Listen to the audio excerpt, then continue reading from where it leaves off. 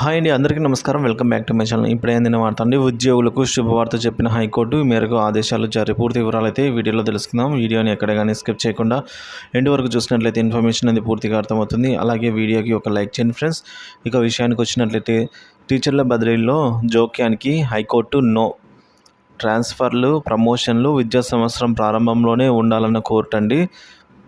టీచర్ల ట్రాన్స్ఫర్లు, ప్రమోషన్ల వ్యవహారంలో జోక్యం చేసుకోలేమని హైకోర్టు తేల్చి చెప్పింది. విద్యా సంవత్సరం మధ్యలో కంటే ప్రారంభంలోనే టీచర్ల ట్రాన్స్ఫర్లు, ప్రమోషన్లు ఉండాలి అని అభిప్రాయపడింది. వేరే జిల్లాల నుంచి ఎస్జిటి స్కూల్ అసిస్టెంట్ టీచర్లను రంగారెడ్డికి బదిలీ చేయడం రాష్ట్రపతి ఉత్తర్వులకు విరుద్ధంగా అంటూ రంగారెడ్డికి చెందిన సుమారు 40 మందికి పైగా టీచర్లు దాఖలు చేసిన పిటిషన్లపై ఇటీవల హైకోర్టు సింగిల్ జడ్జి విచారణ జరిపారు.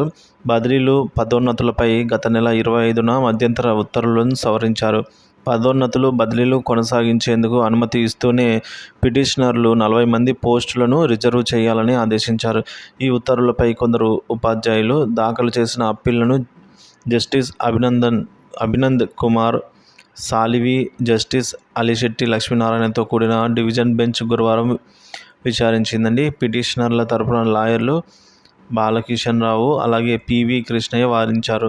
పదోన్నతులు, బదిలీలను తాము వ్యతిరేకించడం లేదని, కానీ సీనియారిటీ లిస్టు లేకుండా అయితే బదిలీలు చేయడం కుదరదన్నారండి. ఇక రాష్ట్రపతి ఉత్తర్వులకు విరుద్ధంగా సీనియర్లు రంగారెడ్డి జిల్లాకు వస్తే ఎలాగని ప్రశ్నించారు. ప్రతివాదుల తరపున లాయర్లకు రాంగోపాలరావు గారు, ప్రభుత్వ లాయర్లు జోక్యం చేసుకుని ఇతర జిల్లాల నుంచి రంగారెడ్డికి వచ్చిన వారంతా జూనియర్లే అని వాదించారు. వాళ్ళు రావడం వల్ల ఇక్కడి సీనియర్లకు అన్యాయం జరగదు అన్నారు. ఇరు పక్షాల వాదనలు విన్న కోర్టు స్టూడెంట్స్ ప్రయోజనాలను ప్రధానంగా గమనంలోకి తీసుకుంటున్నట్టు పేర్కొందండి. ఈ దశలో అయితే బదిలీలు, పదోన్నతుల్లో జోక్యం చేసుకోలేమని వెల్లడించింది. కోర్టుకు వచ్చిన 40 మందికి పోస్టులు ఖాళీగా ఉంచాలి అని సింగిల్ జడ్జి ఆదేశించారని, తుది తీర్పు పిటిషనర్లకు అనుకూలంగా వస్తే వాళ్లకు పోస్టుల కేటాయింపు జరుగుతుందని అయితే చెప్పడం జరిగింది.